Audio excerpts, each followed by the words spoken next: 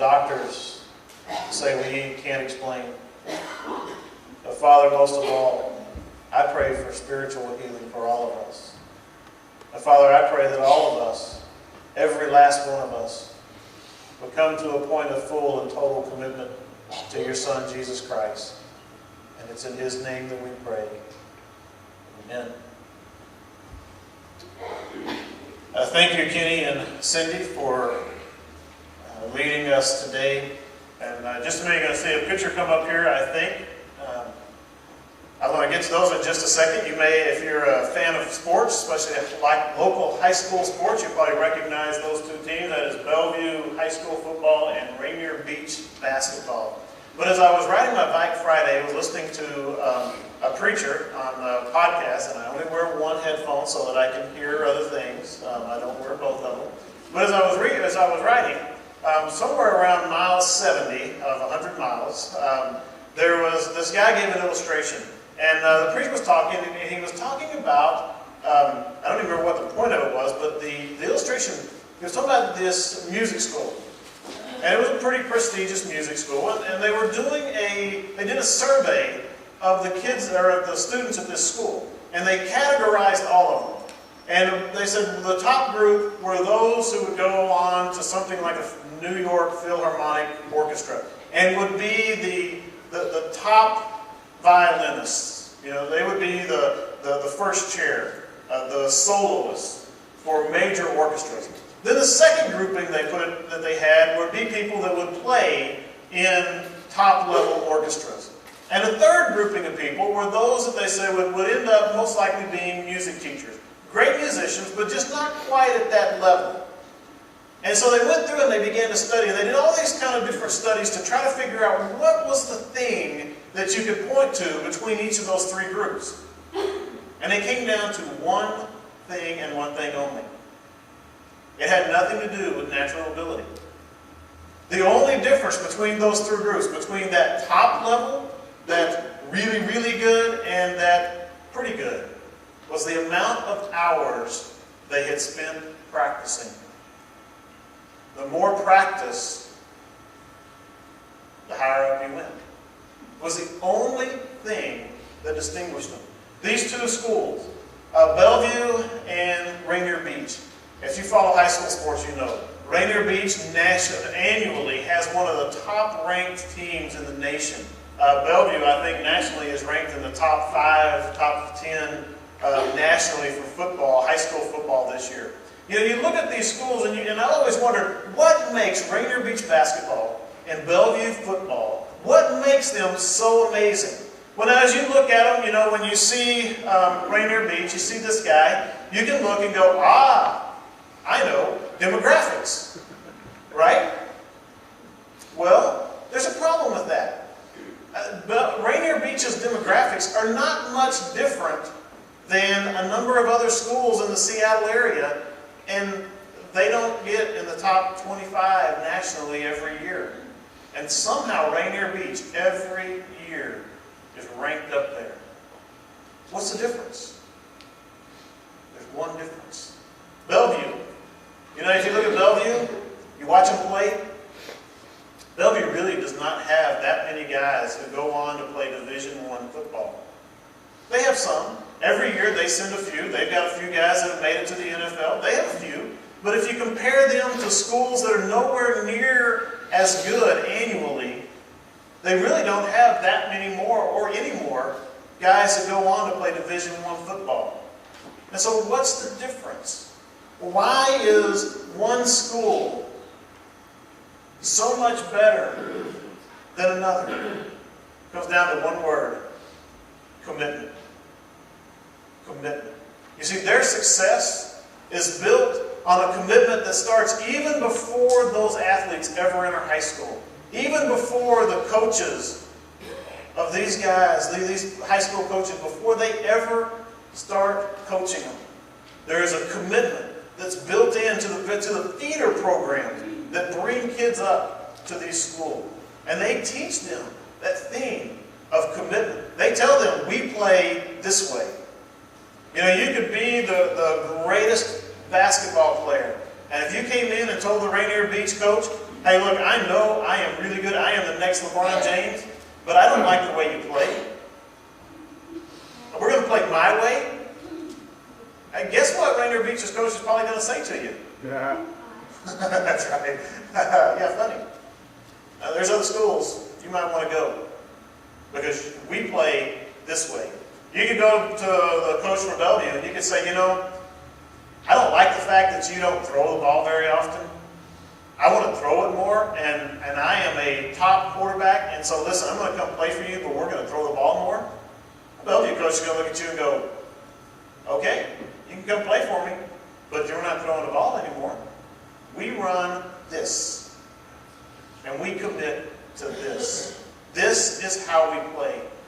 This is what we do. They teach a commitment, not only to the system, but they teach a commitment to working out. These kids work out year-round to develop their bodies to the utmost. When the season is over, they hit the gym. They hit the weight room. And in their culture, they don't have a word for quitting, for failure. It's not even in the vocabulary. Failure's not an option. There's no compromise. You play their way, and you play full on, or you don't play. Doesn't matter how good you may be. Throughout life, that same truth, that same reality, we can see it in so many other places. You look at great companies, not companies that have a surge and they do well for a while and then they just kind of disappear. But companies that excel year after year after year after year, it is the same thing. They build into their culture a commitment. This is how we do it. This is how we work. And you do it their way, or you go somewhere else. And everything is built on committing. Make the commitment to do it their way, to do it the right way. You know, really the same is true of following Christ. God has a way. God has a standard. And He has set out for us. This is what it means to be a follower of Christ. Now you are probably, hopefully you're like me. You want to follow Christ. But sometimes life just gets in the way. Those of us that have children, you know the demands on time that can bring. Especially as my daughter has finally got into high school.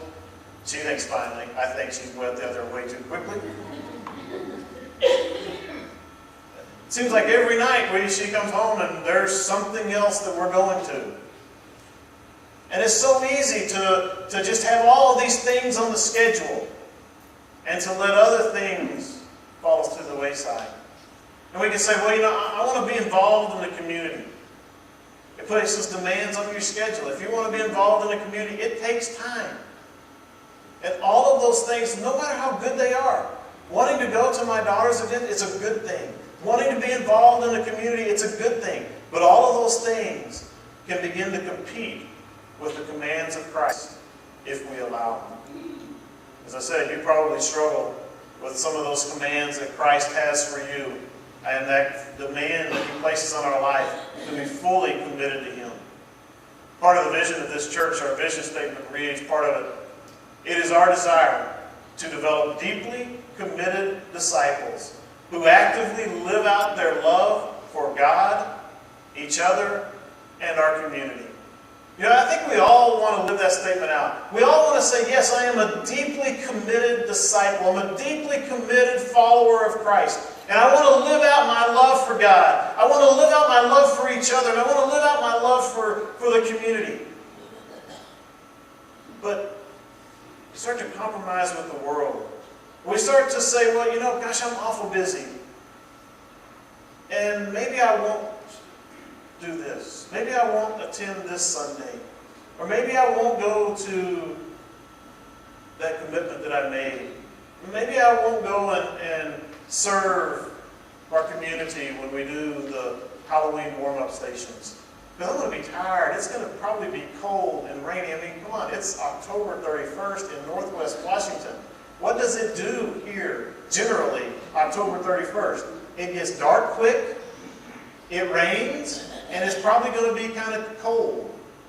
Why on earth would I want to go stand outside for a couple of hours on a cold, dark, rainy night? It's called commitment. We would ask, doesn't God understand that it's challenging to live in this world? Well, does God understand it? Yes, He does. God does understand. But at the same time, He commands us to be completely committed to Him above all else. Even when His commands seem to go against the world. Probably should say, especially when His commands go against the world. Today we're going to start looking at the book of Judges. The book of Judges details the history of Israel from the death of Joshua up to not long before Israel crowns King Saul. Now what is today? We're going to start by reading chapter 1 of Judges. And if you look at the outline, you'll notice that I've listed the first failure, the second failure, the third and more failure. Now I want to just challenge you as I read it. Mark off in your mind where the first failure is, where the second failure is, where the third, the fourth, the fifth, the sixth, all of those failures. See if you can find them as we read. Judges chapter 1. After the death of Joshua, the Israelites inquired of the Lord, "Who will be the first to fight for us against the Canaanites?" The Lord answered, "Judah is to go. I have handed the land over to him." Judah said to his brother Simeon, "Come with me to my territory, and let us fight against the Canaanites. I will also go with you to your territory." So Simeon went with him.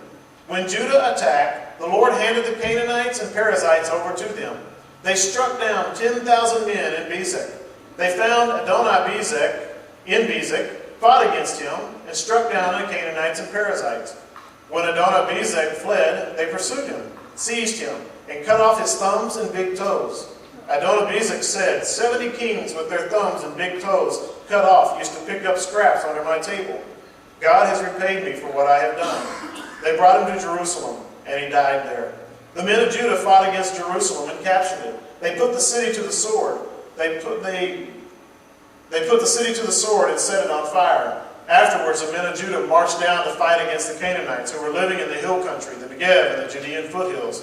Judah also marched against the Canaanites who were living in Hebron. Hebron was formerly named Kiriath Arba. They struck down Sheshai, Ahiman, and Talmai. From there they marched against the residents of Debir. Debir was formerly named Kiriath Sefer. Caleb said, "Whoever strikes down and captures Kiriath Sefer, I will give my daughter Aksa to him as a wife." So Othniel, son of Kenaz, Caleb's younger brother, captured it. And Caleb gave his daughter Aksa to him as his wife. When she arrived, she persuaded Othniel to ask her father for a field. As she got off her donkey, Caleb asked her, "What do you want?" She answered him, "Give me a blessing. Since you have been giving me the land in the Negev, give me springs of water also." So Caleb gave her both the upper and lower springs. The descendants of the Kenite, Moses' father-in-law, had gone up with the men of Judah from the city of palms to the wilderness of Judah, which was in the Negev of Arad. They went to live among the people. Judah went with his brother Simeon, struck the Canaanites who were living in Zephath, and completely destroyed the town. So they named the town Hormah. Judah captured Gaza and its territory, Ashkelon and its territory, and Ekron and its territory. Then the Lord was with Judah and enabled them to take possession of the hill country, but they could not drive out the people who were living in the valley, because those people had iron chariots. Judah gave Hebron to Caleb, just as Moses had promised. Then Caleb drove out the 3 sons of Anak who lived there. At the same time, the Benjaminites did not drive out the Jebusites who were living in Jerusalem. The Jebusites have lived among the Benjaminites in Jerusalem to this day. The house of Joseph also attacked Bethel, and the Lord was with them. They sent spies to Bethel. The town was formerly named Luz. The spies saw a man coming out of the town and said to him, "Please show us how to get into town, and we will treat you well." When he showed them the way into the town, they put the town to the sword, but released the man and his entire family. Then the man went to the land of the Hittites, built a town, and named it Luz. That is its name to this day. At that time, Manasseh fell to take possession of Bethshean. and its villages, or Tanakh and its villages, or the residents of Dor and its villages, or the residents of Iblim and its villages, or the residents of Megiddo and its villages. But the Canaanites refused to leave this land. When Israel became stronger, they made the Canaanites serve as forced labor, but never drove them out completely. I could probably think, oh, okay, there we go. He just read the failures, right? Are you thinking those are the first failures? Well, you missed quite a bit. Let's keep going. I missed all of it. At that time, Ephraim failed to drive out the Canaanites who were living in Gezer. So the Canaanites have lived among them in Gezer.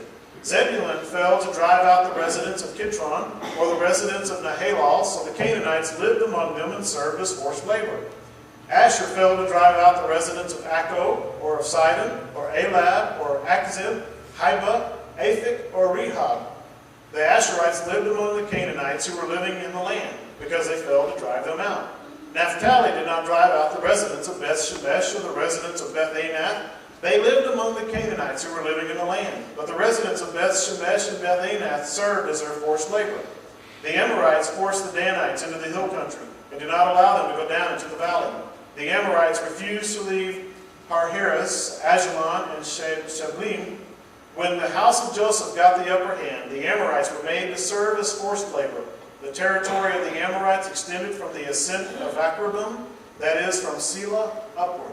All right, now you listen to that story and you think, oh, okay, it was down there at the very end, right? What did you think? Well, you'd be wrong. We'll go back to the book of Judges. Again, the book of Judges details the history of Israel. It begins with a note of Joshua's death. And the people gathered around to figure out how we go forward.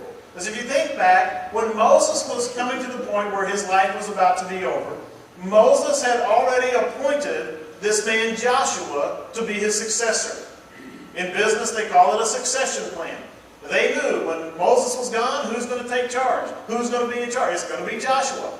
Well, Joshua, for some reason, we don't know why, we don't know whether God commanded him not to, or if he just failed to do it, we don't know. But Joshua did not appoint a successor. There was not going to be somebody that was signed up, ready, so that when Joshua was off of the scene, that there was already somebody that would be the leader for the nation of Israel.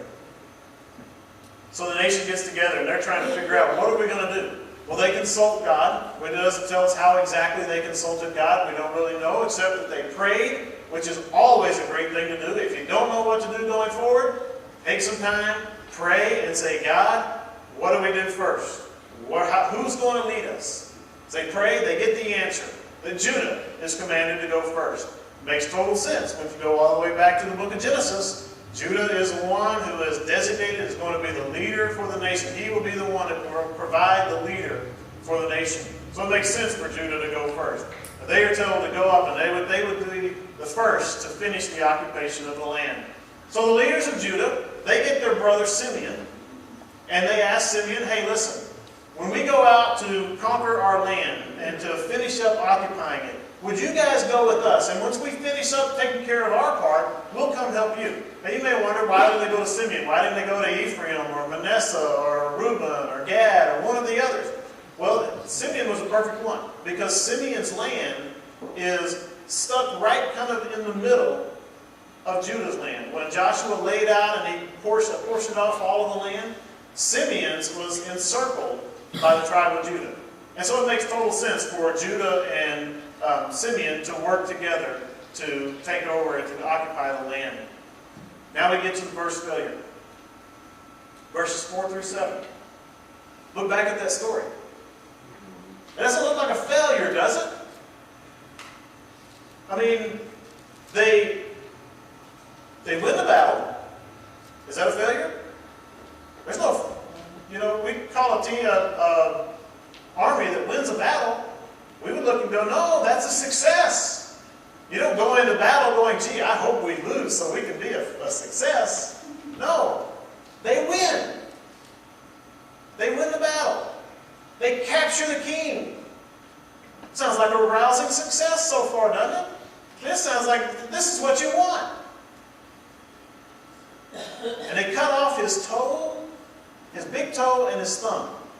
That has always bothered me. I had no idea why they did that. As I read and studied for today, I found out exactly why they did it. There were a couple of things. One, it could also in addition to what, for sure, but it also, he most likely, this Adonizek, was most likely the leading priest of their city. And if you go into the Old Testament, that when the priests were anointed, they would use the thumb, and they would put a drop of blood on the thumb and on the big toe. And so there was some sacrificial, there was some religious significance about it.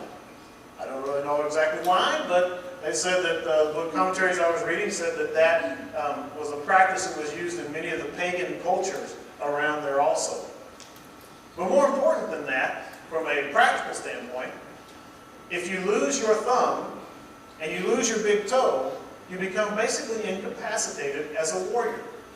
Why? Because if you don't have the thumb, you can't grasp a sword and hold a sword and wield a sword. And if you don't have your big toe, your balance is off, and you don't have the ability to push. Those Kendra's over here smiling and nodding. She can say, yeah, I understand. Yes, if you can't use your big toe, your balance is off. You won't have the ability to push off like you would. And so you can incapacitate him. You know, we look at that and we look at what it says, that because it seems like a very fitting punishment, right? To cut off his toe, his thumb and his big toe. It seems like, yes, that's a good punishment. Because he says himself, I did it to 70 others. And we would look and go, yeah, that's right. That's what they should have done to him. The reason this is a failure is that's not what God said. It is not what God had commanded. What God had commanded for the people of Israel was a complete destruction and removal from the land. Annihilation. We don't like this term, but it's genocide. That's what God called for. And now we can argue about how I just don't like that, but it's what God commanded. God said to the people of Israel, annihilate them. Completely remove them. And the nation of Israel here, when they have a complete victory, they didn't. That's why it's the first failure. You see, obedience to God must be complete obedience. Anything less than complete obedience is disobedience. Move right down to verse 8. We start to see a second failure that looks like a victory. You see, the tribe of Judah fought against and captured the city of Jerusalem. Now, the city of Jerusalem, let's go to the next one. All right. This is a picture of a scale model of the city of Jerusalem. Most likely, you can see right here, this is the Temple Mount.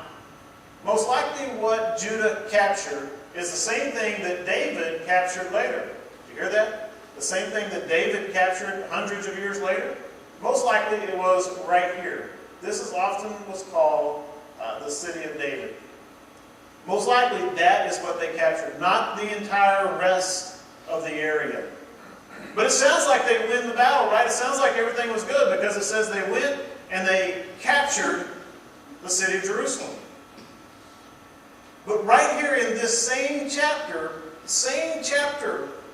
not later, same chapter, verse 21, tells us that Benjamin could not drive out the people of Jerusalem. Well, now wait a second. I don't think Benjamin was trying to drive out Judah, even though Jerusalem kind of sits at the dividing line between the two territories, and both of them claim Jerusalem at different times. I don't think Judah was going in and fighting, or Benjamin was going in and fighting against Judah, trying to drive them out. So what's going on? Most likely the thing is, they captured, right here, the southern portion, and that was it. And Benjamin was attacking from the north and was trying to win the north. But not only did Judah just capture this part, history tells us that they didn't keep it. They won a partial victory. They partially won. The people, the Jebusites, who were the people who lived in Jerusalem, they were left in the city. It was a partial obedience. Again, It's a lack of commitment to do exactly as God commanded. You see, they started well, but they didn't finish the job. They had partial obedience, not full obedience. And partial obedience is disobedience. In the next section, the third and more failures.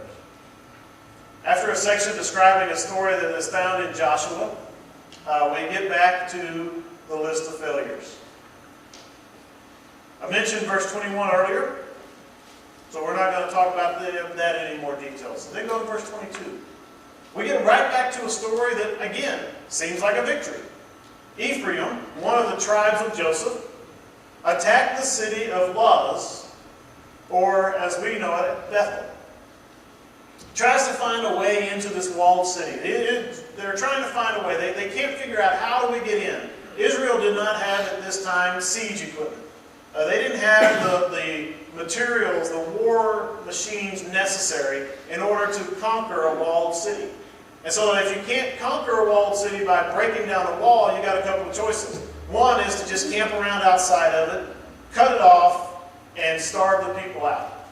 Well, that takes forever. Who wants to just sit around a city and starve them out? It's no fun. You get bored after a month or two. So they try to find out another way. Well, another way is to find some way to sneak into the city. And that's exactly what Ephraim does. They find a traitor who is willing to give up the secret entrance to the city. He finally tells them, yeah, this is how you can get in. But there are some that try to link this story to the story of Rahab in how this traitor was treated. And there are some that say, oh, they did exactly right. This is the way they should have. There's a big problem. You see, the man in this story never expresses any desire to be a follower of Yahweh. All he says is, hey, let us go well. Let me go. Let me and my family go. And they said, fine. There is no indication at all that this guy had any desire to be obedient to God. In the story of Rahab, we find just the opposite. Rahab immediately says, I know who you are. You're the spy. You're coming in. Your people are going to come in and you're going to take over this city. And I know it. I know that your God is going to do it. And Rahab says, and I want to be part of your God. I kind of like what he's doing. He's on the winning side. I want to be part of that. This guy just says, hey, just let me go. And we know that there is no obedience to God on his part because he just takes off, takes his family, and goes and starts the same city somewhere else. There was no change in his life. All he did was escape. According to God's commands, you're not going to like this. According to God's commands, that man should have been executed, along with all of the other inhabitants of the city. You may not like that understanding. I'll be honest with you, I don't.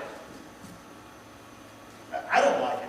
That sounds terrible. It just doesn't sound like God to want to kill everybody. But it was his command in this instance. I may not like it, but that's the fact. And sometimes God commands us to do things that we don't really like. Sometimes God commands us to do things that we don't understand. We may not even agree with it. But you see, God is God. And he gets to make the rules. I don't make the rules. My responsibility is obedience. My responsibility is to follow the commands that God has laid out for us. Partial obedience is disobedience. And then you get to verse 27 through 36. And this is probably where you started to go, the failures. Right here. Because these describe outright failures. Now the author tries to soften it by saying, well, they put the Canaanites into forced labor. He's saying, they didn't completely wipe them out, but it wasn't so bad because now they had a bunch of slaves. And Israel was in charge. They were in command. not what God told them to do. God didn't tell them, go in there, get the upper hand, and put them into slavery. God said, go into the land and wipe them out. They didn't follow God's commands. When we don't fully commit to obedience, the results will be disastrous. They may not be at first. I mean, when you finish chapter 1, does it look bad for Israel? It doesn't look bad for Israel right now. They've got command. They've got control of the area for the most part. There's a few places where they don't have control, but no big deal. They got most of it. They've got the upper hand. The people that are living there, they're enslaved, so they're not going to be a problem. Everything looks okay. But when we are not fully obedient to God in our life, disaster starts to build. And over time, it will build. Because the Israelites did not fully remove the people of the promised land, those people became a snare to them. They slowly drew them in to the worship of the Baals and the Asherahs. They slowly pulled them in. It wasn't overnight. It was over generations. Rainier Beach basketball, Bellevue football, they are great because the young men on those teams commit themselves to year-round training. They commit themselves to playing the way their coach says we will play. That's why they're great. They're not great because they have better athletes than anybody else. Now, sure, they can beat some teams just because they have better athletes. They can beat some teams just walking on the field, and they can play however they want, and they can probably beat some teams. But Rainier Beach basketball, there are some teams in this state they would beat just walking on the court. And they can play however they want it. Not listen to the coach a bit. But when Rainier Beach plays another good team, Rainier Beach wins because they play the way the coach says, this is how we play.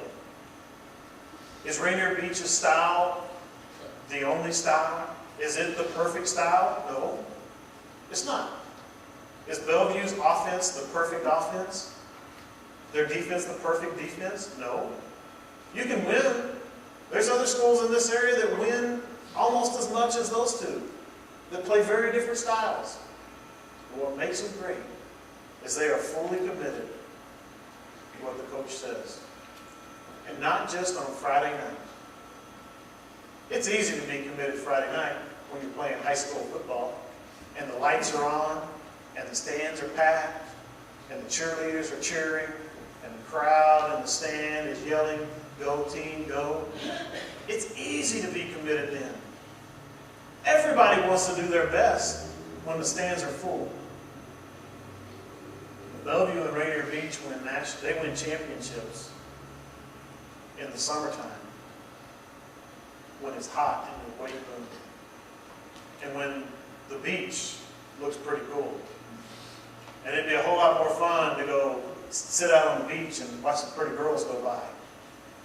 Bellevue and Rainier Beach win their championships then when they stay in the weight room and they keep working out.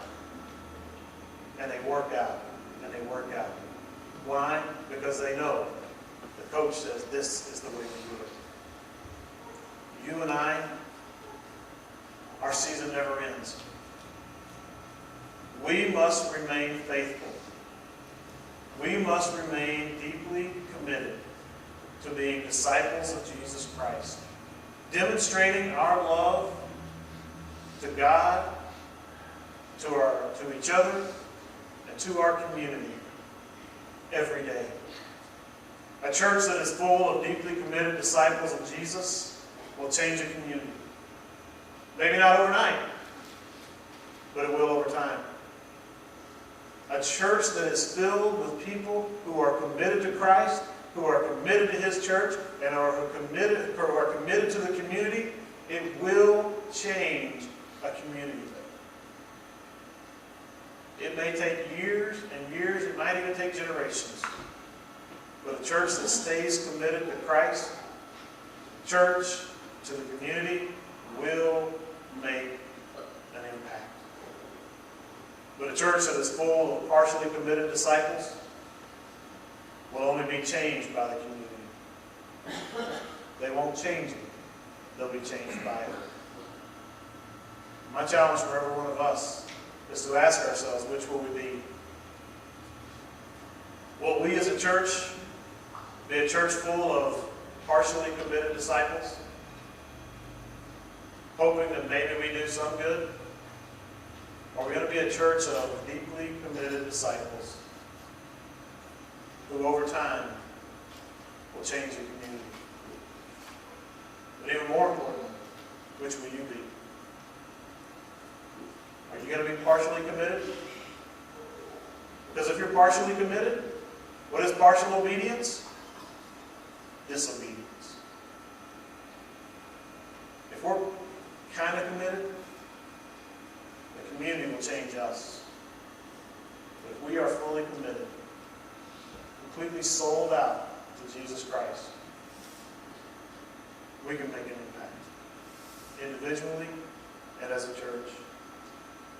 On your connection card, under I commit to on the back, there are 3 things.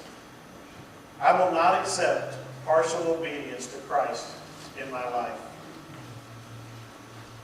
I challenge you to think hard and long before you mark it. I will not accept partial obedience to Christ in my life.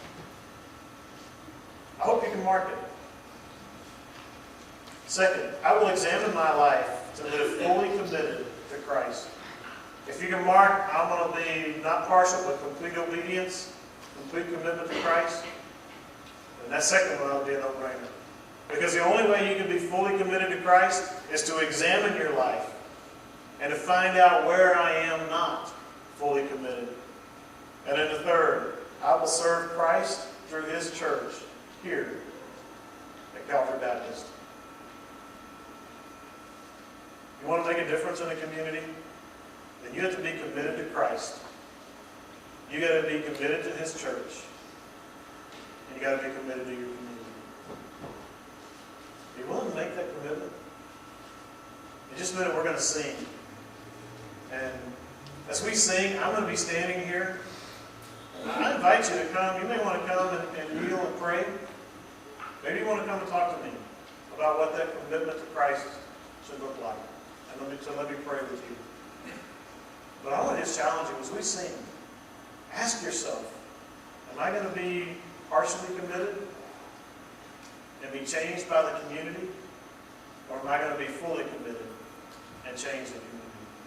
Let's pray. Father, help us to be honest with ourselves and with you. We pray this in the name of Jesus. Amen.